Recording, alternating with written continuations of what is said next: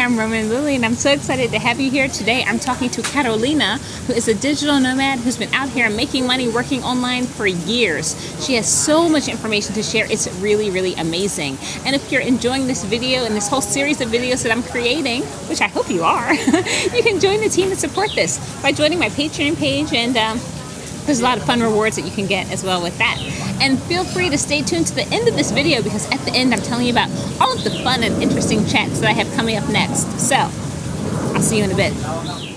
Alright, I'm so excited because today I'm here chatting with Catalina. By the way, I practiced it, saying it like rolling my R a little bit beforehand, so I'm really proud of that.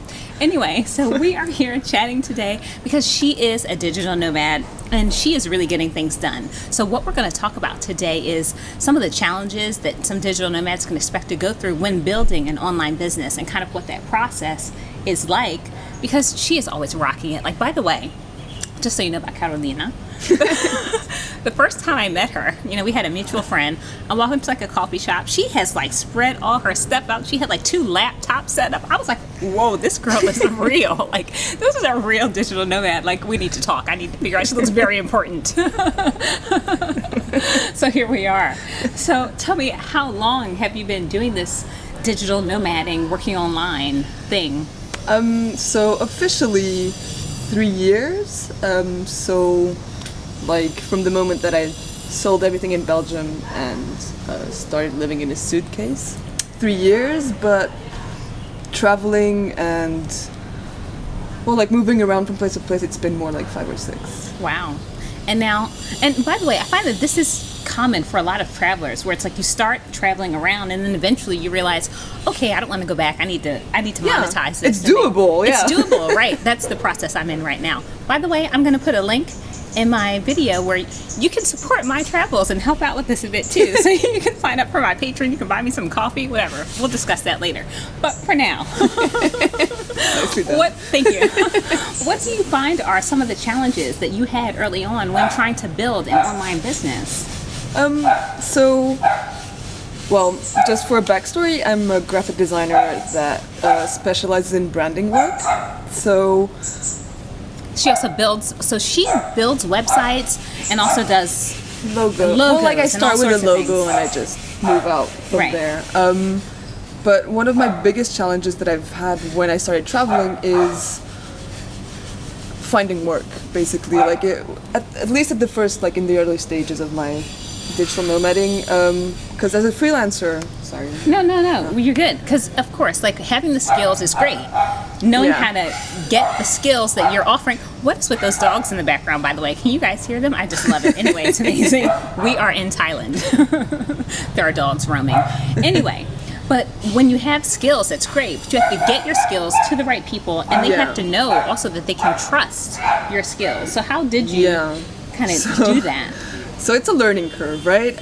You start, like, I think a lot of us think that it's not so complicated to, you know, get clients, be able to sustain yourself, pay for your lifestyle, whatever.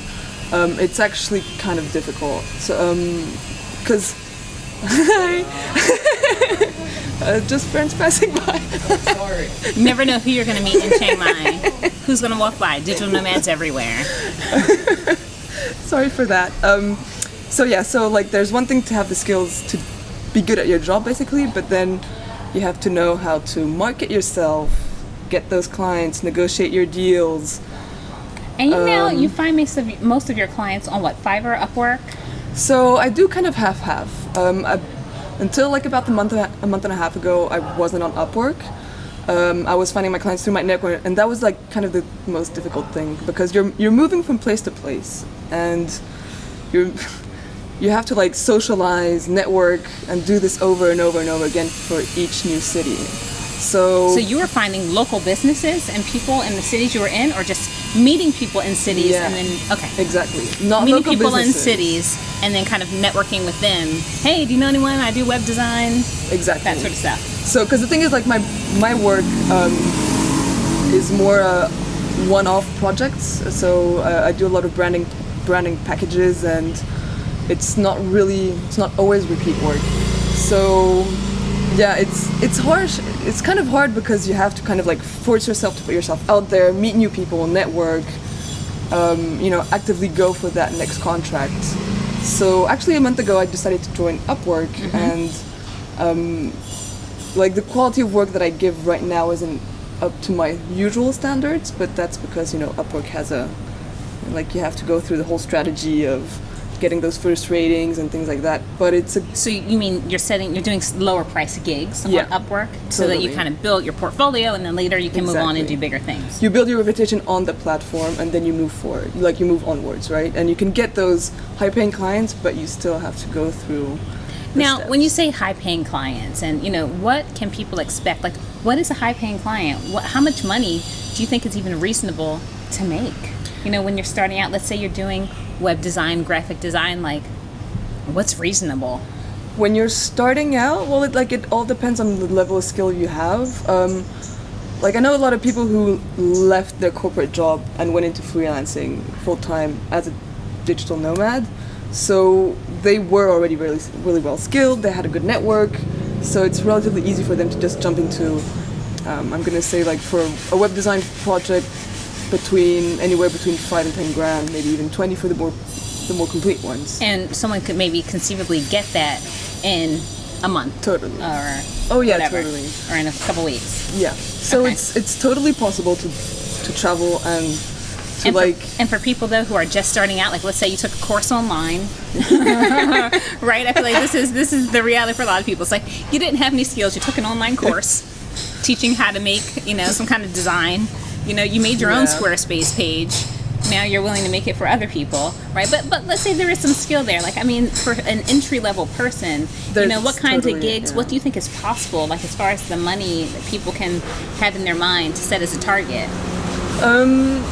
So I don't want to put a number because Yeah. it really depends on how much work you put in. Right. I think a lot of this lifestyle has been portrayed as the 4-hour work week kind of. Let's take it easy and we make easy money, and because we're earning, I'm gonna say Western standards, Western salaries, it's easy to live in Asia, but that's not the case. Tell us like it is, okay? Yeah, most of us, if we're taking our careers and work seriously, we work like mad people. Yeah. Yeah. I think there is this perception that once you become a digital nomad, life is so easy and it's so simple. Yeah. And I think that's not the case. I mean, not it's certainly the case that you're gonna have a better life, I think, in a way that you're working for yourself, right? So the energy and the effort that you're putting into it is gonna be something that you own, but in a way it's a lot more difficult. Like I was thinking about this with myself today, which is that when you're working for yourself and you're working online, a lot of times you're putting in all this effort, but you don't know if anything's ever gonna happen with it. Exactly. You're making YouTube videos, you're It's a long-term game. It's a long-term game. You're making a course, you're like, does anyone care? Will anyone care? And does anyone want my graphic design skills? Yeah. Question mark, but the truth is that the answer is yes, It is You doable. can find people to watch your YouTube videos and you'll find a market, and you can find people who need graphic design help as well, but it's definitely not a get-rich-quick scheme. Although some people can get lucky, I think, and get rich quick, but it's not... But it's always the exception that confirms the rule, right? Right. I mean, if you're everything in life, whether it's your YouTube channel or my graphic design work, if you treat it like a business and you're ready to put in the hard work, then you'll make it. Right. But you have to be dedicated. There's no 5 ways around it. Right.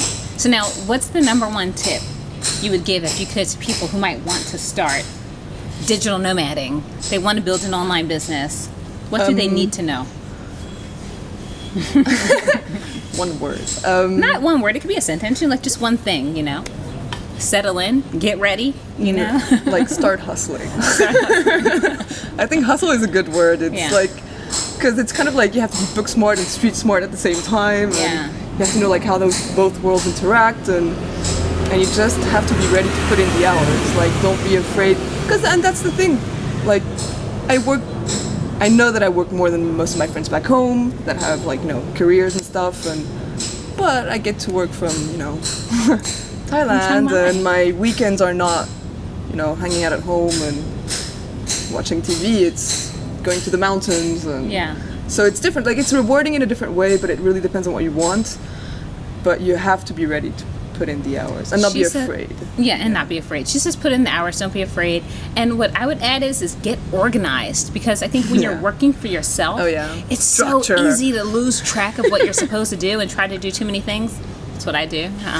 But I have a new system in place, you guys. At some point I'll have to show you this. But get organized, because if you're going to work for yourself, you don't have a boss telling you what to do. You don't have other people on your back hassling you. It's all you. You know, and I think that is the biggest thing. Smart objectives is a good thing. Smart objectives, manageable goals. So anyway, if you want to do this digital nomading thing, it's certainly possible.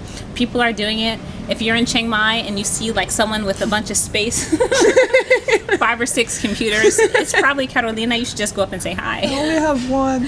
She has one now.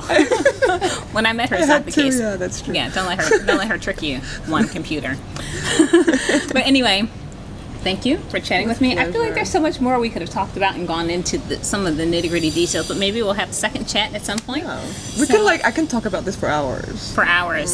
So give the real aspect of what it takes. Yeah, but really I think we should plan some deeper things, because I think there is a lot to say and a lot of advice. You've been doing this for a really long time, so there's going to be more to come. Stay tuned. All right, I hope you enjoyed that chat. I love talking to Catalina. She's so amazing. We definitely have to plan more chats. After this video, I'm going to text her, by the way, because I need to set that up. She's so phenomenal. So much information to share. And coming up, I have a chat with a guy who is traveling and is a vegan. And I talked to him about, is it possible and is it easy and convenient to make vegan, healthy lifestyle choices while traveling? We'll see what he says. I don't know. Yeah, all of that and more is coming up next. So feel free to subscribe. Make sure you don't miss anything that's coming.